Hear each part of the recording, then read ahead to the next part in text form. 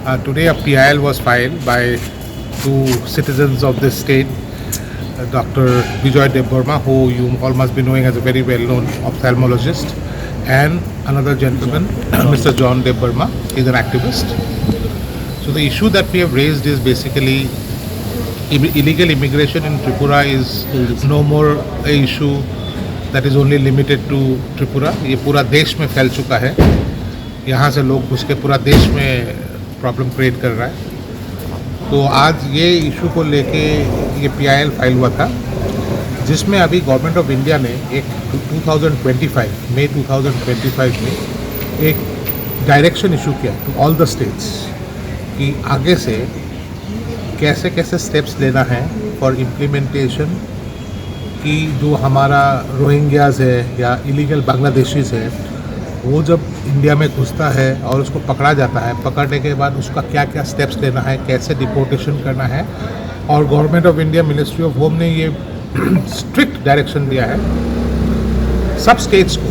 Basically government of India का ये stand है कि ये सब जो काम करना है 4 स्टेज होता है: डिटेक्शन, एडजुडिकेशन, डिटेंशन और डिपोर्टेशन. ये 4 स्टेज जो है एक इलीगल इमिग्रेंट को पकड़ने का बाद ये स्टेट को करना पड़ता है. और इस सब स्टेट को अभी ये 2 मई 2025 में एक डायरेक्शन इशू किया कि आप लोग अपना अपना स्टेट में वो कंप्लीट स्टेप्स लीजिए ताकि हम जितना जल्दी हो सके इलीगल इमिग्रेंट्स को डिटेक्ट करके उनको वापस अपना कंट्री में भेजने का व्यवस्था कीजिए. इसी सिलसिले में हमारा पिटिशनर्स ने एक स्टेट को एक रिप्रेजेंटेशन दिया था 24 जून 2025 को कि जो ये गवर्नमेंट ऑफ इंडिया का नोटिफिकेशन आया है, इसके एग्रीमेंट, इसके संदर्भ में आप लोग क्या क्या स्टेप्स लिया, इसको जल्दी इम्प्लीमेंट कीजिए.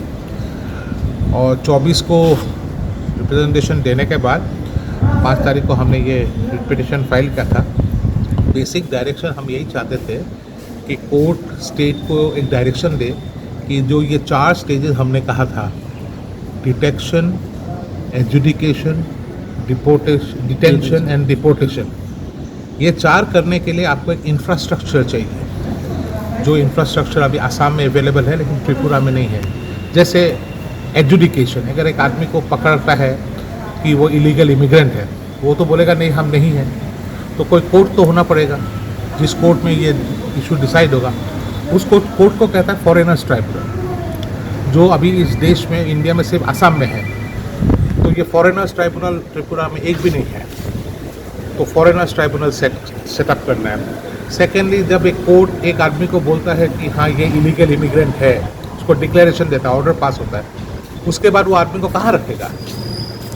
इसके लिए होल्डिंग सेंटर्स होता है, डिटेंशन सेंटर्स होता है, उसको सेटअप करना होता है. तो ऐसे कई चीज़ होता है. तो हमने उनको यही बोला था कि ये जो रोबस्ट इंफ्रास्ट्रक्चर जो हमने वर्ड दिया है कि इसको सेटअप करने के लिए स्टेट को एक आप डायरेक्शन इशू कीजिए.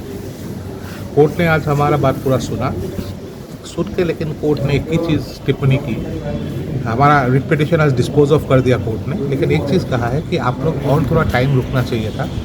आप तो अभी 24 जून को ये रिप्रेजेंटेशन दिया है, आज तो 1 महीना भी नहीं हुआ, आप कोर्ट में आ गया है, तो आप उनको कुछ टाइम दीजिए.